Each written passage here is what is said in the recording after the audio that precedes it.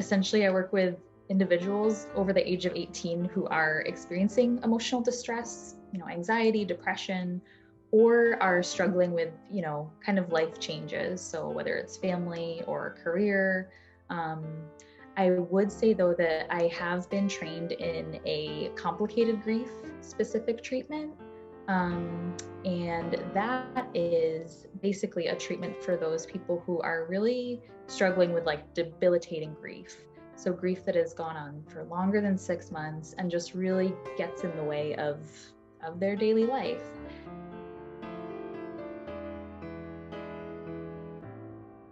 I would say that my personal style in a therapy session is collaborative.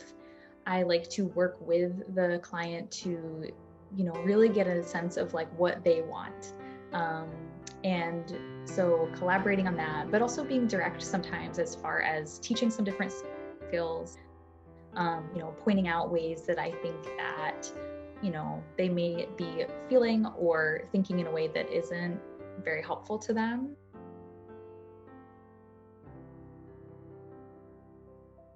Basically, how do they speak to themselves in their mind? How do they, make sense of their own emotions? Because I have found and learned that shame about the way we feel is such a huge source of emotional distress. And the ability to just validate your own feelings and feel your feelings is actually hugely important, no matter what the topic is or what the concern is that someone is coming in with. So the thing that I really enjoy most about being a therapist is just getting to know people in a really unique setting where they are focused on working towards personal goals, improving their well-being. It really feels like a true honor to sit with people and be with people as they share maybe some of the most important stories from their lives or things about themselves. And it really feels like I said, an honor to be there with them through that, and also to just appreciate the courage that it takes to do that, and to even try to change in the first place is just really special.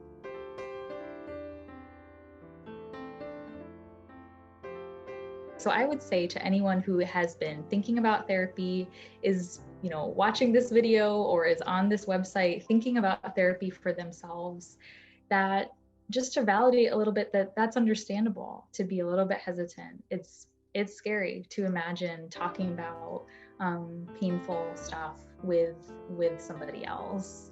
On the other hand, I would say that vulnerability and that courage to try therapy is really huge and has really powerful potential to change what you're wanting in your life.